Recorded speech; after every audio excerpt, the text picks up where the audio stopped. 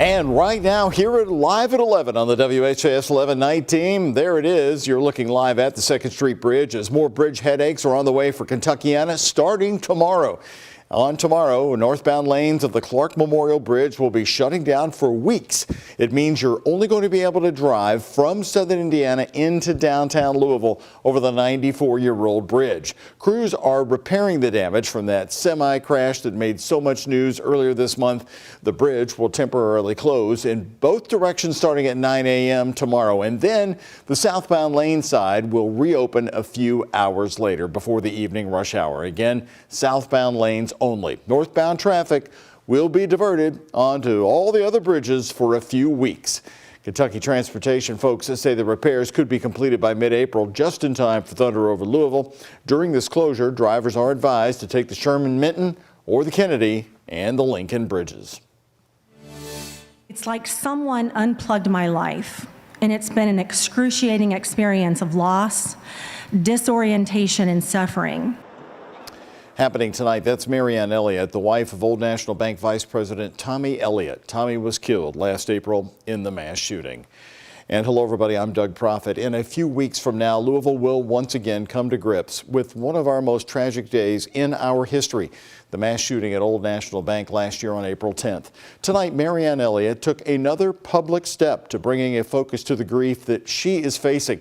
Other gun violence survivors and family members also spoke tonight. WHAS 11 night team's Alex Dker and photojournalist Elijah McKenzie report from Second Presbyterian Church.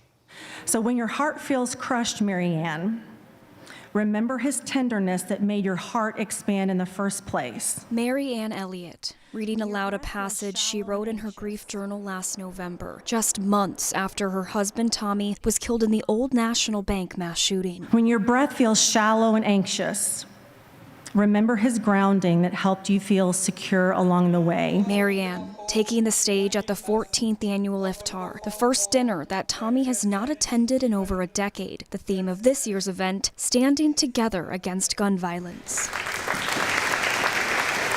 With gun violence and being affected by it, there is a lot of confusion. It will never make sense. Marianne is one of 3 strong women sharing their stories of gun violence and what's on the other side. And I was face to face with a team of doctors and nurses who said, "Whitney, you are a miracle. You were shot 12 times. Whitney Austin, a survivor of a mass shooting. It's just not my problem, it's everybody's issue. And it's not just a West End problem, South End, East End, all over. It's all of our problems. Miss Rose Smith, who lost her son to gun violence. People of different backgrounds and religions all together under one roof tonight, sharing in a commonality, compassion for others, and the end to gun violence. Gun violence impacts the individuals, their families, communities. Dr. Mohammed Babar, a close friend to the Elliots. Tommy was looking forward to his retirement and how he was going to spend his retired years with his children and then grandchildren. Victims of gun violence had their lives and futures taken from them, but their loved ones keep their legacy and love alive. In Louisville, and when the joy has left you dry and alone, remember his laughter that fed your soul. Alex Dker, because love never dies. The WHAS 11 night team on your side. Tommy Elliott was one of 5 people killed last April in that shooting. The other victims are, and we will never forget, Josh Barrick, Dina Eckert, Juliana Farmer, and Jim Tutt. 8 other people were injured that day, including 2 responding Metro police officers. Well, it happened again tonight. There's been another shooting at the Dker Manor housing complex right near downtown. This time, an innocent bystander hit by a bullet. Metro police saying it happened at about 9:30 tonight on Muhammad Ali Boulevard.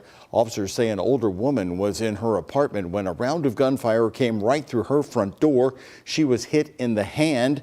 LMPD officers say it was a random, untargeted shooting at Dker Manor. They are looking for suspects right now. If you know of anything that can help detectives, call the anonymous tip line at 574 LMPD. Well, what's it like living in downtown Louisville? Is it getting better or worse? Well, the people who live downtown have an important voice, and tonight the Louisville Downtown Residents Association gathered to talk about that future. Over 150 downtown residents took part in a recent survey. They shared their thoughts on safety, parking, and neighborhood amenities. WHAS 11 Night Team's Taylor Woods and photojournalist Addie Hill talked to them tonight. Taylor? Well, Doug, the future is certainly bright for downtown Louisville. Residents I talked to tell me they would like to see a grocery store and more friendly amenities to make downtown more inviting. If your perception of downtown Louisville is a violent place when it comes to safety, most residents who live in downtown say they feel safe. I walk to restaurants downtown, and I am a single woman by herself and have never been afraid. Maureen Bacon enjoys living in the hustle and bustle of downtown Louisville. Bacon says violent acts can take place anywhere. People think it's the downtown or the West End or South End or what. That's an issue everywhere. According to a new survey, over 150 downtown residents, most who have lived in the area for more than 5 years, say they want to make downtown Louisville more like a 24/7 neighborhood with more parking benefits and amenities. Such as more gyms, a movie theater, more convenience. You know, we choose downtown because it has everything about Louisville that we love. Most residents tell me they want to have access to fresh foods downtown. It's a conversation that has been happening for the last several years. We want a grocery store. We want to be able to do our shopping where we live. Now that some major corporations have announced they're moving out of downtown, Metro Council District 4 candidate Ken Herndon and others are more concerned for its future. Herndon says if he's elected, he will do what he can to bring more foot traffic. I'd like to very aggressively, very creatively turn those buildings as much as possible into residential, which will get us the numbers that we need to then get a grocery store. A healthy arts community is also an economic driver for the entire community. Christian Alderberg with the Kentucky Performing Arts say they're trying to be a good neighbor downtown. We always want to make sure that we're doing everything that we can to help feed into the businesses so that downtown is not a transactional relationship. Hoping this feedback will help downtown Louisville thrive. And Leslie Broker, PNC Broadway president, told us at the end of February that shows are selling out quick at the Kentucky Center. And while these ideas are just plans to get conversations going, downtown residents hope they will be invited at the table when there are developer opportunities. In studio, Taylor Woods, WHAS 11 Night Team on your side. All right, Taylor, thank you. Speaking of downtown, also happening tonight, Kentucky Transportation Engineers held a public meeting about their plan to redesign Main Street in downtown Louisville. Phase 1 of their plan would turn Main Street into a two-way street between Wenzel and 2nd Streets. Now, that's about 12 blocks long. KYTC also wants to improve sidewalks, add a protected bike lane, and dedicated turn lanes to make Main Street pedestrian friendly. Now, they want to hear your feedback. You can find more information on how to do it on the KYTC District 5 website. Right now, we're sitting 1 week away from JCPS' major vote on bus transportation for next school year. For students, right now, the district is considering 4 options. The first, choosing only to transport students attending their reside school. The second, creating hubs for bus pickup and drop-off. The third, keeping everything as it is. And a new 4th option, heard for the first time today, providing bus service only to schools who meet a threshold of economically disadvantaged students. School district says the average final drop-off time for all students right now is 7 p.m. at night. Their goal is for next year is 6 o'clock. To make that happen, the chief operations officer is leaning toward the first option, to cut bus routes for just over 13,000 magnet and traditional school students. That would include manual and mail. Rob Folk says this will reduce routes by nearly 100, giving drivers more wiggle room to get to and from school in a more timely fashion. That honestly is, in my position, what keeps me up at night. Like, what does it look like in 2 years from now? And then what adjustments can we make? If we hit, let's say, 400 drivers, if we attributed 150 more, the question would really revolve around what reside group do we need to change the service delivery model for. The district made it clear no choice is ideal, but neither is the current bus driver shortage for Louisville that's getting worse every single year. Again, they'll vote on the best plan of action 1 week from today.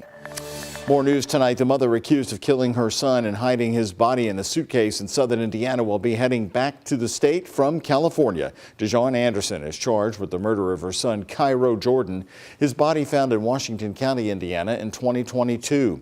Anderson was arrested just last week outside Los Angeles after a nearly 2-year-long search for her. On Monday, she waived extradition, a judge ordering her to be picked up by Indiana State Police by April 5th. Louisville's mayor today tackling the ongoing housing crisis, saying the city needs to invest in what's called middle housing. New zoning would allow duplexes and townhomes to be built on single-unit lots, and that's about 75% of the land in the city. Those regulations need approval from Metro Council first, but it's an option that they're already exploring. Another plan using old buildings for new housing, and that's what developers celebrated today at the opening of what's called the Painters Row apartment complex in Portland. You're seeing our coverage here from there. It's an old building. The developers saving on building materials, and because it's historic, they got state and federal tax credits. The view from these apartments down toward Thunder is going to be $1 million view.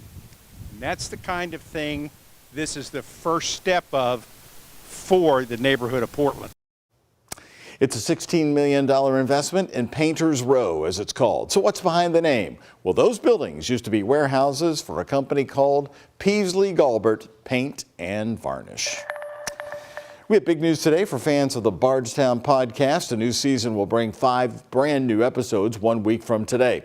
This season, which we're calling Back to Bargetown, will cover the big developments over the past year stemming from arrests, criminal charges, and new allegations. Here's Shay McAllister with a look at the updated podcast.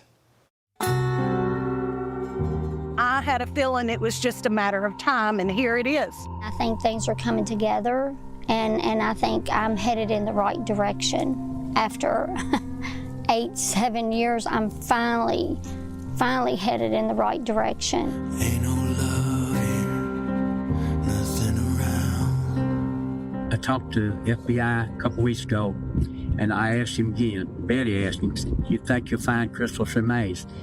And he told me, he said, "Yes, we will." It's been a few years since we first released the Bargetown Podcast, and since then, a lot has changed. You can listen to the full trailer for the new Back to Bargetown podcast episodes right now. New episodes will be posted every Tuesday, wherever you listen to podcasts. But if you can't wait, you can head to the WHAS11 YouTube page for early release on Mondays. As for the Crystal Rogers case, by the way, this is another big week for that investigation. The 3 defendants, Brooks Hauk, Steve, and Joseph Lawson, will be back in a Nelson County courtroom on Thursday. It's expected to be a busy hearing day as multiple motions are expected to be heard, including all 3 requests to change the venue. Steve Lawson's charges dismissed and disclosing expert witnesses. WHAS 11 News will be there on Thursday.